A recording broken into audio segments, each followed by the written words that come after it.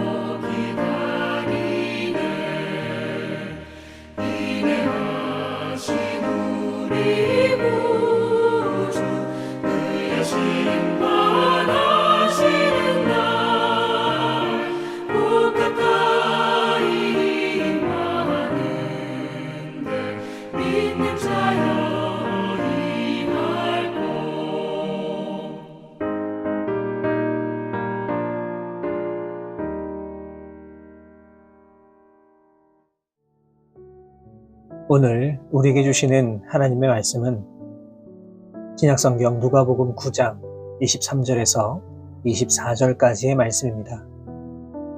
누가복음 9장 23절에서 24절까지의 말씀을 제가 받들어 봉독하겠습니다. 또 무리에게 이르시되 아무든지 나를 따라오려거든 자기를 부인하고 날마다 제 십자가를 지고 나를 따를 것이니라. 누구든지 제 목숨을 구원하고자 하면 잃을 것이요 누구든지 나를 위하여 제 목숨을 잃으면 구원하리라. 아멘. 잘 아시겠지만 예수님은 당시에 최고의 스타셨습니다. 예수님이 가시는 곳이라고 한다면 어디든지 정말 많은 사람들이 구름대처럼 모여들었습니다. 하지만 예수님을 따르는 사람들은 정말 많았지만 이들이 예수님을 따르는 이유와 목적은 전부 다 달랐습니다. 어떤 사람은 병을 고치기 위하여서, 또 어떤 사람은 먹을 것을 얻기 위해, 또 어떤 이들은 예수님께서 이스라엘을 해방시키시고 새로운 왕국을 세우실 왕으로 생각하며 예수님을 따랐습니다.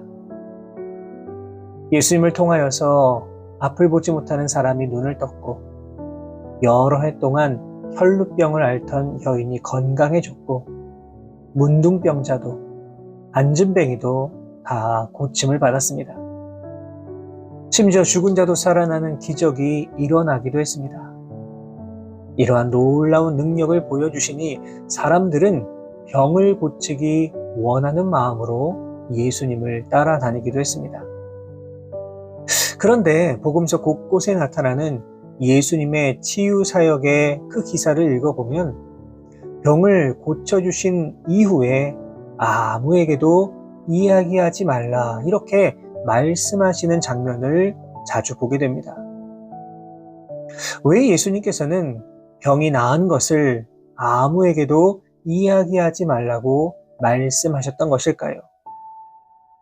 그 이유는 바로 병 고침만이 예수님께서 이 땅에 오신 이유와 목적이 아니었기 때문입니다. 병 고침은 예수님께서 이루고자 하시는 사역의 일부였던 것입니다. 또 예수님께서는 먹을 것을 많이 주기도 하셨습니다. 오늘 본문 누가복음 9장에는 이 오병이어의 기적이 기록되어 있습니다. 보리떡 5개와 물고기 2마리로 남자만 5,000명이나 되는 엄청나게 많은 사람들을 먹이셨습니다. 아마도 사람들은 직접 보아도 믿기 힘든 이 기적을 보면서 예수님께 열광했을 겁니다. 요한복음을 보시면 이 기적을 보여주신 이후에 예수님께서 사람들이 자기를 억지로 붙들어 임금으로 삼으려는 줄 아시고 산으로 떠나셨다 기록되어 있습니다. 여러분, 왜 그 자리를 피하셨겠습니까? 이들을 배부르게 만드는 것만이 이 땅에 오신 이유와 목적이 아니었기 때문입니다. 그렇다면 우리들의 모습은 어떠합니까? 지금 우리들은 무엇 때문에 예수님을 따르고 있습니까? 당시 사람들처럼 단순히 건강을 위해, 아니면 경제적인 문제의 해결을 위하여서, 아니면 고단한 삶의 문제를 해결하기 위하여서, 그저 그것만을 기대하고 바라면서 그렇게 예수님을 따르고 있는 것이 아닙니까?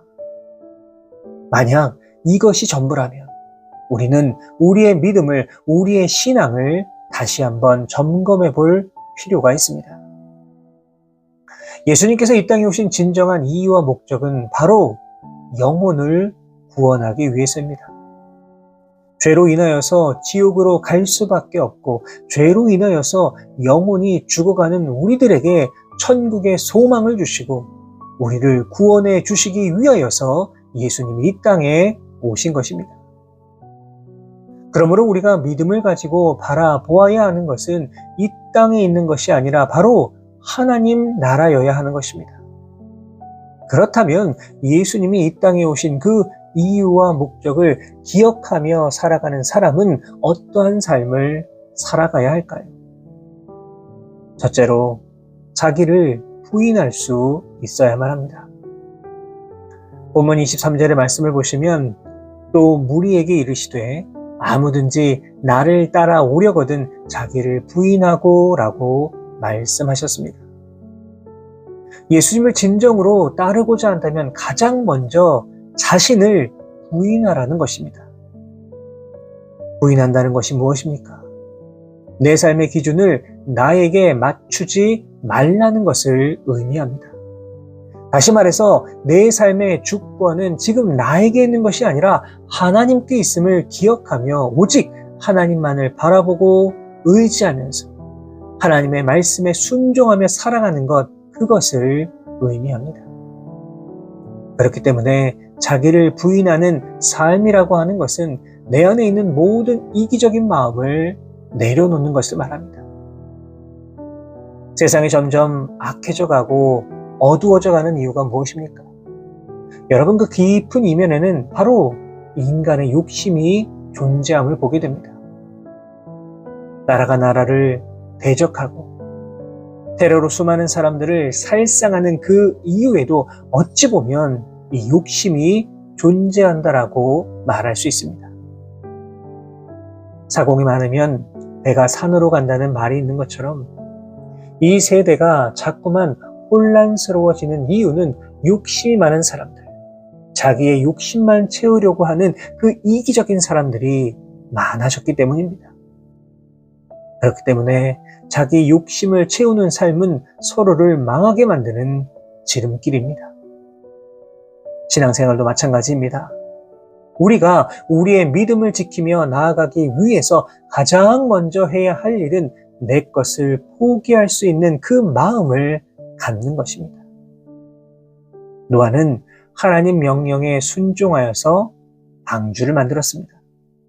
그것도 작은 배가 아니라 하나님 명령에 따라서 아주 거대한 방주를 만들었습니다. 이것은 자기를 부인하지 않고는 쉽게 행할 수 없는 일입니다. 나의 상식과 지식으로는 이해가 되지 않을 수 있지만, 납득이 되지 않을 수 있지만 하나님의 명령이기 때문에 나를 포기하고 그 명령에 순종했을 때 훗날 대홍수에도 구원함을 받는 놀라운 역사를 경험하게 된 것입니다. 이처럼 자기를 부인한다는 것은 내가 누릴 권리, 내가 먹을 권리, 내가 입을 권리, 내가 취할 권리를 다 포기하고 내려놓는 것을 말합니다. 우리가 이렇게 자기를 부인하고 말씀에 순종하며 나아갈 때에 주님께서 반드시 나의 삶을 책임져 주십니다. 무엇보다 예수님께서는 몸소 십자가를 지시고 고난을 받으심으로 말미암아 우리에게 자기를 부인하는 것의 모범을 보여주셨습니다. 예수님은 십자가의 고난과 고통을 얼마든지 피할 수 있었습니다. 나의 뜻과 의지대로 행동할 수도 있었습니다. 하지만 십자가를 지고 고난 당하시는 것이 바로 하나님의 뜻이었기 때문에 예수님께서는 그 모든 고난을 묵묵히 다 받으셨던 것입니다. 이제 우리들의 모습을 돌아보기 원합니다. 우리는 예수님을 따른다고 말하며 신앙생활하고 있지만 진정으로 나를 부인하며 살아가고 있습니까? 이 땅을 살아가는 동안 하나님의 그 놀라운 은혜를 기억하며 살아가기 위하여서 날마다 나를 버리고 세상의 방식과 나만의 방식도 버리고 그렇게 살아가고 계십니까? 이 시간 우리의 믿음을 다시 한번 돌아보시고 여전히 나를 포기하지 못하는 것들이 있다면 여러분 다 내려놓으시고 온전히 자기를 부인하며 주님 말씀에 순종하며 살아가실 수 있는 우리 모든 성도 여러분 되시기를 주님의 이름으로 부탁을 드립니다. 두 번째로 자기 십자가를 지고 가야 합니다. 본문 23절 말씀을 보시면 제 십자가를 지고 나를 따를 것이니라 말씀해 주셨습니다. 우리가 예수님을 온전히 따르기 위해서는 자신의 십자가를 지고 예수님을 따를 수 있어야 합니다. 그렇다면 우리가 져야 하는 십자가가 무엇입니까? 십자가는 무조건 고난만 의미하고 상징하는 것이 아닙니다. 십자가는 우리가 세상을 살아가면서 우리가 감당해야 하는 우리의 사명을 의미합니다. 우리의 사명이 무엇입니까? 그것이 바로 복음을 전파하는 겁니다. 어떤 어려움이 있더라도, 환난과 고난이 있더라도 복음 전파의 사명을 기억하여서 이 사명을 감당하기 위해서 최선을 다하는 것, 그것이 바로 자기 십자가를 지고 살아가는 사람들의 모습입니다. 바울과 실라는 복음을 전하다가 감옥에 갇혔지만 끝까지 자신의 사명 포기하지 않았습니다. 굴복하지 않았습니다. 감옥 안에서도 오히려 하나님을 더 소리 높여 찬양하고 하나님께 영광 올려 드렸을 때에 감옥문이 열리는 놀라운 역사가 일어났습니다. 오늘 예수님께서는 우리에게 이 복음 전파의 사명을 다시 한번 기억하라 말씀하고 계십니다. 그리고 이 사명을 온전히 마음에 새기고 있어야 합니다. 하나님께서 선택하는 사람, 어떤 사람이겠습니까? 당연히 그 사명을 기억하고 마음에 새기며 살아가는 사람입니다. 당연히 이러한 사람을 사용하시고 이러한 사람들에게 더 큰 은혜와 복을 더하여 주시는 것입니다. 복음 전파의 사명이 명확한 사람은 부끄럽지 않습니다. 세상의 기준이 아니라 내 사명이 내 삶의 기준이 되기 때문에 내 사명을 감당하기 위해서는 어디에 있든지 무엇을 하든지 최선을 다하게 되는 것입니다. 하나님께서는 내가 세상 가운데에 있을 때에 얼마나 위대한 일을 많이 하였는가, 얼마나 성공하였나, 얼마나 재물이 많았었나, 얼마나 높은 자리에 있었나, 이러한 것을 보시지 않습니다. 오히려 얼마나 하나님께서 주신 사명을 기억하고 그 사명을 위하여 최선을 다하야 한다, 그 중심을 보시는 겁니다. 바라기는 언제나 주님께서 허락하신 이 복음 전파의 사명 온전히 감당하셔서 주님께 칭찬받아 누리는 귀한 종들이 다 되실 수 있기를 주님의 이름으로 부탁을 드립니다. 사랑하는 여러분, 예수님이 찾으시는 진정한 제자는 자기를 부인할 줄 아는 사람입니다. 또 복음 전파의 사명을 기억하여서 자기의 십자가를 외면하지 않고 묵묵히 지키며 나아가는 사람입니다. 문제는 바로 우리들의 자세입니다. 예수님께서는 본문 24절 말씀을 통하여 누구든지 제 목숨을 구원하고자 하면 잃을 것이요 누구든지 나를 위하여 제 목숨을 잃으면 구원하리라 말씀해 주셨습니다. 조금은 불편하더라도, 조금은 힘들더라도 예수님이 우리에게 그러하셨던 것처럼 예수님을 믿음으로 따라 나아가실 수 있기를 바랍니다. 나를 부인하고 나의 사명을 감당하기 위하여서 노력한다면, 그래서 하나님의 영광을 위하여서 나를 내려놓고 주님을 더욱 높이는 삶을 살아간다면 우리 주님은 우리에게 복 내려주시고 구원하여 주시고 더 귀하고 값진 보배와 같은 삶을 살아갈 수 있도록 인도하여 주실 것입니다. 이러한 믿음의 확신을 가지고 오늘 하루도 승리하며 살아가실 수 있는 우리 모든 성도 여러분 되시기를 주님의 이름으로 축원합니다. 기도하겠습니다. 사랑과 은혜의 하나님 감사합니다. 오늘도 우리에게 복된 하루 허락하여 주시고 새로운 생명 더하여 주심에 감사를 드립니다. 오늘 우리에게 허락하신 이 소중한 하루 열심히 살아갈 수 있도록 인도해 주시고 삶의 모든 자리에서 주님의 영광을 위하여 최선을 다해 살아가는 우리 모두가 되게 하여 주옵소서. 주신 말씀을 기억하며 나아갑니다. 이 시간 내가 주님을 어떠한 마음으로 믿고 따르고 섬기고 있는지 다시 한번 돌아볼 수 있도록 인도하여 주옵소서. 예수님께서 이 땅에 오신 진정한 이유와 목적은 기억하지 못하고 그저 세상의 헛된 곳에 우리의 마음을 다 빼앗기고 주님 마음을 아프게 하며 살아가고 있는 것은 아닌지 우리의 삶을 돌아볼 수 있도록 인도하여 주옵소서. 무엇보다 이제는 나를 부인할 수 있는 거룩한 마음 더하여 주옵소서. 내가 주인이 아니라 하나님이 내 삶의 주인 되시는 삶을 살아가게 하시고 우리에게 허락하신 귀한 그 십자가의 길을 기쁨으로 나아갈 수 있는 우리 모두가 되게 하여 주옵소서. 이 모든 말씀 우리 주님 예수 그리스도의 이름으로 기도하옵나이다. 아멘.